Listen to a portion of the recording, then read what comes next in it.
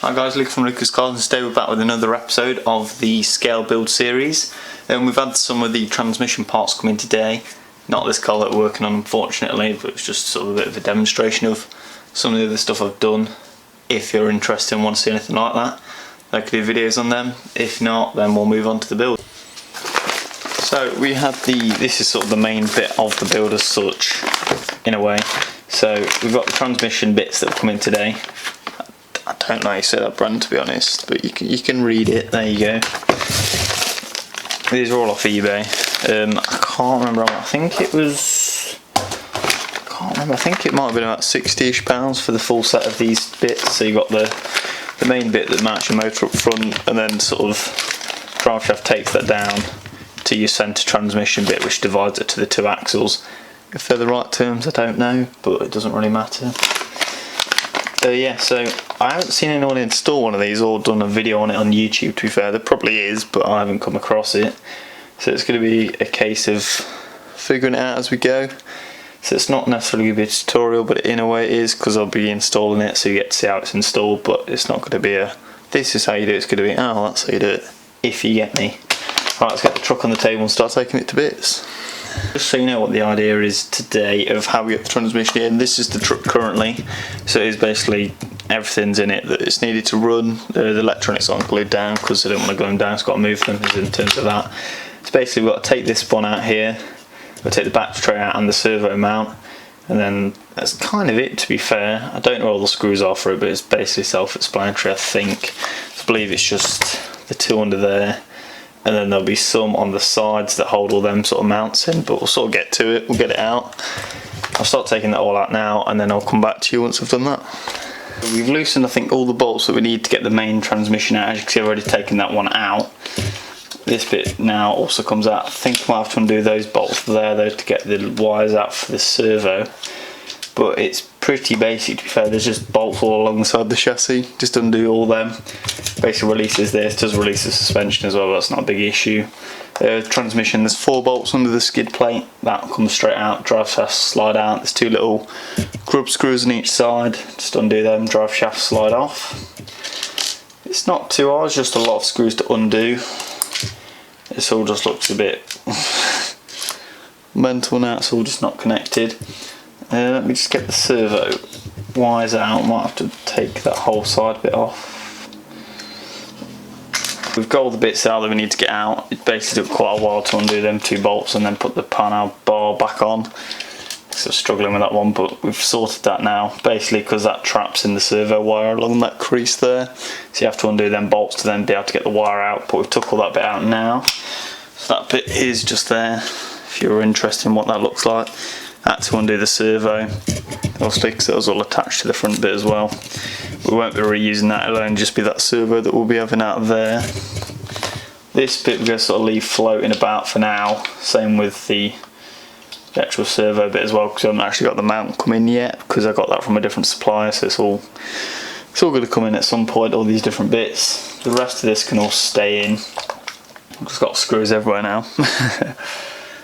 So I'm going to start opening up the transmission parts. I'm going to see what we can get installed in the vehicle. I think if we start off with this piece here, which is what goes in the centre, that is, if it doesn't fit in, then obviously it's not, the rest of it's not going to work. And it should do, because it says it's for an SCX10.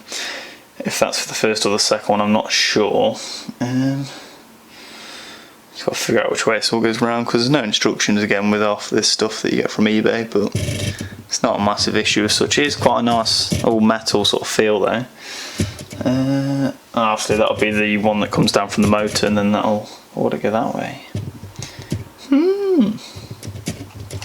I've been looking at it, and the mounts for this, there's 4 holes in it, didn't see there's another 2 on that side as well, so that does line up with the SX10 platform there. So obviously you have your transmission bit on this side here, that'll go down, that goes into that hole there, but then you've got the other one also that goes for the drive shaft there. You can't really see it. The only thing that's confusing me is that there's 2 on the back side, which I'm not too sure why as such. I don't know if it's in case your drive shafts don't fit across, so you can use either or if you've got an offset axle. It's the only thing I can think of, because obviously you can get the axles where the drive shaft's not centre, it's from the side, so maybe that's why it's like that. I'm not too sure. I'm going to mount it up and then see how well the drive shafts fit in. So yeah, let's get to that. Okay, so we've got those bolted in now. You can now see how that sits in the centre of the vehicle, like so. Okay.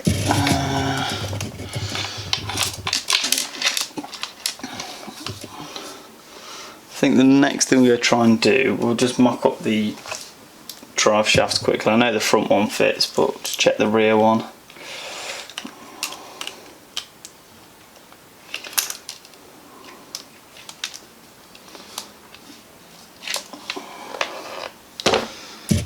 Might have to loosen something to get that one in.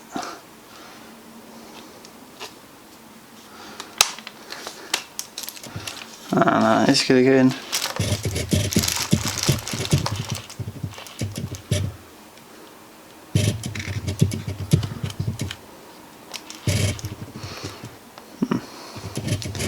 Seems alright on the back. I'd assume it is what I was on about with the off-centre drive shaft, so if you had it coming from the side you'd be able to go in from there.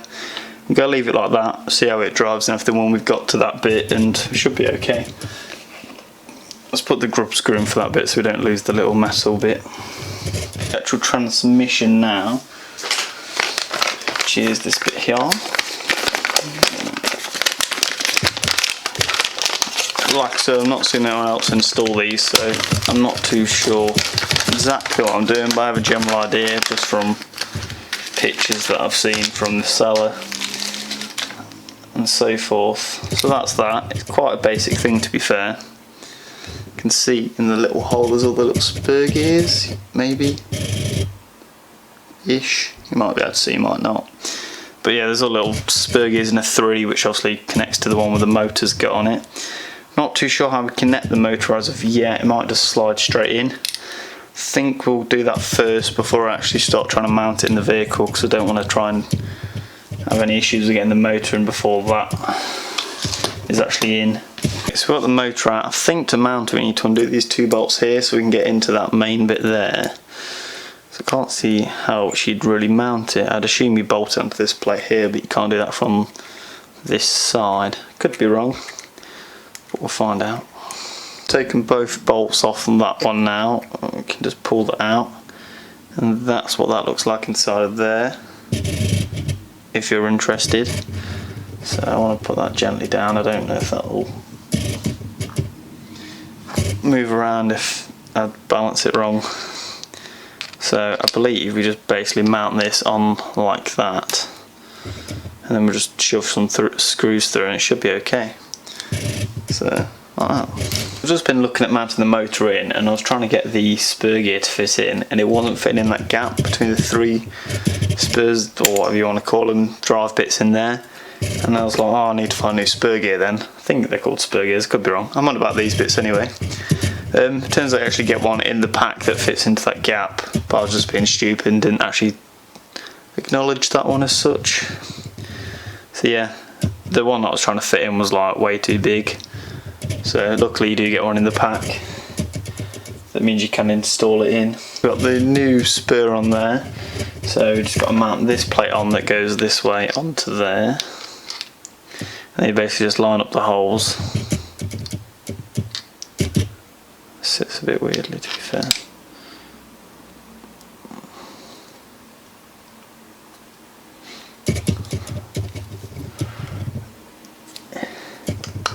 There we go, it just pops down the motor like that, and then you just have to line up the holes on the motor, which we're looking at. There we go. And they do get 2 of these black bolts supplied as well, which you basically bolt to this bit here. It's got to be quite careful because these do fall out. Actually, I don't need that yet. Bolt them into there.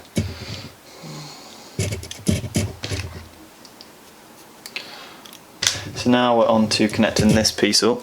So as you can see, there's a bolt at the top, which goes through a hole. I don't know if you're able to see it. It's there. It's just down there. Basically that bolt goes through that hole and then goes into the top of there. It's just a case of lining everything up. I think if you pull it back like that, then that hole lines up then, we hope. I'll just screw that in. Obviously if it's not in line it won't screw in, but we shall find out if we just wiggle it a bit.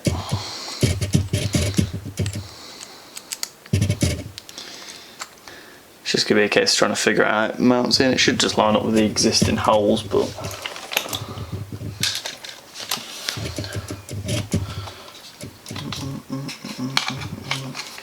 one of the bolts in to hold in the motor bit, but I thought before we get it all bolted in we need to get the drive shafts put in, or else we're not going to be able to get them in. So we'll get the main one in now.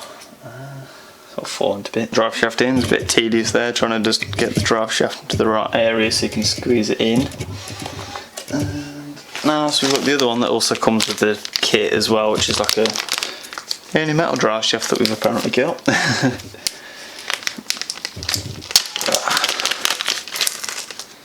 Oh, some tiny grub screws just fell into my hand.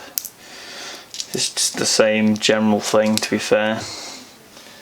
It's just a case of bolting it to each end. Oh, it does seem to be quite tricky getting these bolts into this metal though. I don't know if it's just how it's been machined or how it's been made, but it's a bit tricky, to be honest. Okay. I've had to do some fiddling about and stuff. This drive shaft I've moved across from being in the middle to on the side. It does fit going across from the side.